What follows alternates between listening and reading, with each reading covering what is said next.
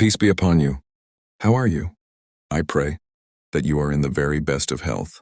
The events of this story will take us once again to the city of Casablanca, and specifically to the year 2011. Our story begins with a small family. A family consisting of 3 members.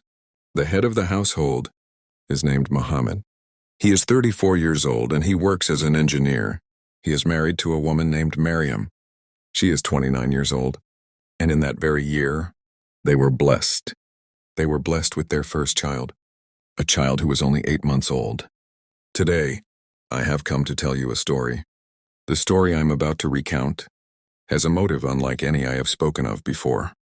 This tale is woven from suspicion, from jealousy, from obsession, from hatred, and even from blackmail. I urge you to follow every detail, moment by moment, for this is a case shrouded in mystery, a case that demanded a long and relentless investigation. In the beginning, the relationship of this small family was good. The husband and wife were doing well together.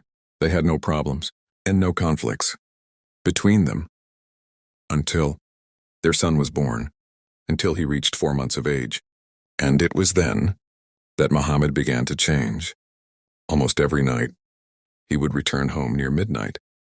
And this is what enraged his wife. This is what made her quarrel with him. Day after day, she would tell him with anger, "That was not our agreement. When we first married, you were not like this. You had no bad habits. You did not stay out late. If you were delayed, you would be home by 9. But now you come home to me and to your son at 2 in the morning, not yourself, with a smell clinging to you." When Maryam would go to her mother to complain, her mother would tell her calmly, "Be patient. God will guide him. Try with him. Try with kindness. Until God guides him, until he comes to his senses." And when she would go to his parents to complain, his mother would rise and reprimand him firmly. "What you are doing is not right. You will ruin yourself. You will tear your family apart." But Mohammed would not listen to her. He did only what he believed in, only what he was convinced of. Mohammed had a friend. His name was Khalid. Khalid owned a large store for electronic equipment. And because Khalid had the same habits, Mohammed had grown accustomed to going to him at night. After he finished work and returned home, he would go out again. He would go to the store. And there, he and Khalid would stay up together until late into the night. Then they would part ways, each of them returning to his own home. The important thing is that his wife stayed with him. For a long time, she kept trying with him, until in the end, Mohammed was convinced. He abandoned those habits. He no longer came home late.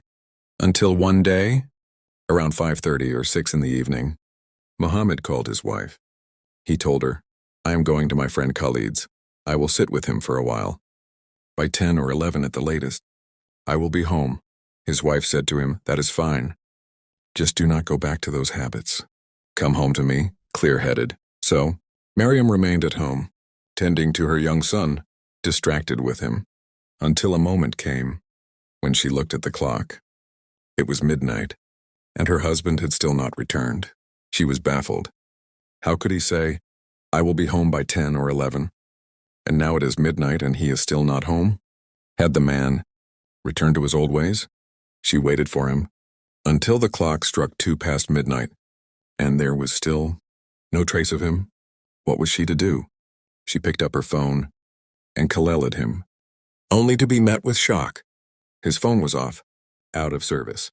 And this, by her own account, was not like him. It was not his habit to turn off his phone. And this only deepened her distress. She tried to call his friend Khalid, but she did not have his number, so she could not ask him about her husband. And Maryam says that her young son was ill that night, so how could she carry him in her arms and wander the streets in the dead of night, searching for her husband? She even considered calling her family or his family, but she feared she would sow panic in their hearts, so she chose not to wake them, and not to frighten them in the middle of the night. And so, she remained seated, waiting for him to walk through the door. She spent the entire night awake, without sleep, until dawn broke, until 10 in the morning. And when it became clear that there was still no news of him, she called again, and his phone was still off. And then, she said to herself, quietly, he must have spent the night with some woman somewhere, and from there, he went straight to work. This is what crossed her mind. She said to herself, he must have gone to work. But the day passed, and night fell, and there was still no sign of him. And no call came from him, so she began to ask about him.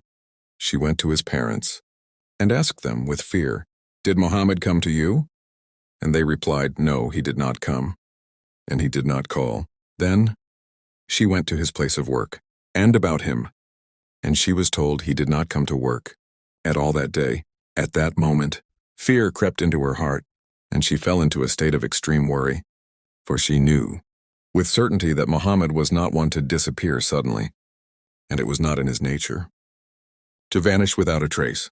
She went to the police and filed a missing persons report, and she gave them all the information pertaining to Mohammed. And after approximately a week, the police called her. They said to her, "We have found a destroyed car in an abandoned forest, and we suspect that it may be your husband's car." So she went to Casablanca, to the place where the car had been found, and she saw the car with her own eyes. It had been destroyed completely, to the extent that nothing remained of it, except the frame. And after the procedures of the specialists and their meticulous examinations, they confirmed the identity of the remains found inside. It was Mohammed, for whom his family had previously filed a missing persons report. And when Maryam was certain that it was her husband, she froze in place from the shock of it. But the greatest shock came later, when she received a message through social media. Attached to it was a video that was the final blow to her heart. The video showed Mohammed in a compromising position with another woman. And in that very moment, everything shattered. Maryam realized that her husband, the man she had trusted and loved, the man who slept beside her every night, had betrayed her. He was not worthy of a single tear from her.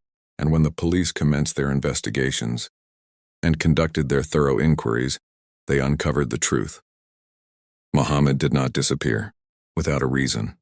He had been lured to a remote forest. That girl who was blackmailing him was not just an ordinary girl. She was dangerous. And when a confrontation erupted between them, because of that video, things went too far. After that, she got rid of his car to erase any evidence.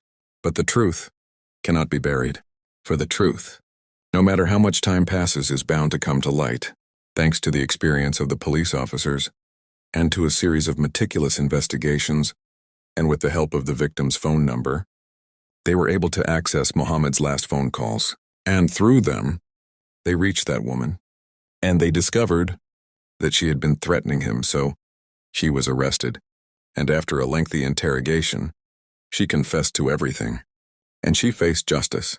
And thus was the end of Mohammed, because of a mistake. And this is the truth, as it was recorded in the official police investigation file.